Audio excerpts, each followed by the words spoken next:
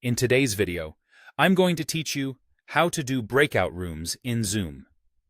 Breakout rooms let you split a larger Zoom meeting into smaller, separate conversations, then bring everyone back together when you're ready.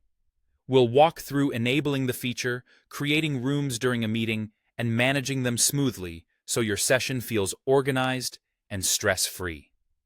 First, make sure breakout rooms are enabled on your account. Open the Zoom web portal in your browser and sign in. Go to Settings, then Meeting, and scroll to the In Meeting, Advanced section. Turn on the Breakout Room option.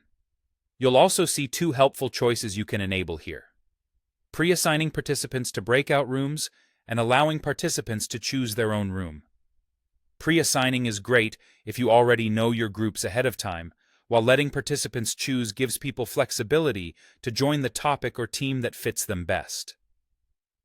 Only hosts see the breakout rooms controls in a meeting, so confirm your hosting and make sure your Zoom app is up to date for the best experience. Once that's set, start your Zoom meeting as the host. On the toolbar, click the Breakout Rooms button. A dialog opens where you choose how many rooms you want. Think about the group size you're aiming for. Smaller rooms encourage participation, while fewer, larger rooms simplify facilitation.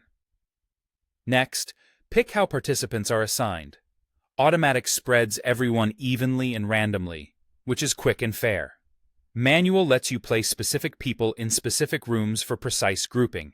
If you enabled the option, participants can choose their own room from a list. Before opening the rooms, click Options to fine-tune the experience. You can set a timer for how long the breakout sessions run, allow people to return to the main meeting early if they need help, and show a countdown before rooms close so discussions wrap up gracefully. When everything looks good, click Open All Rooms. While rooms are running, you remain in control. As host, you can join any room to check in, answer questions, or facilitate.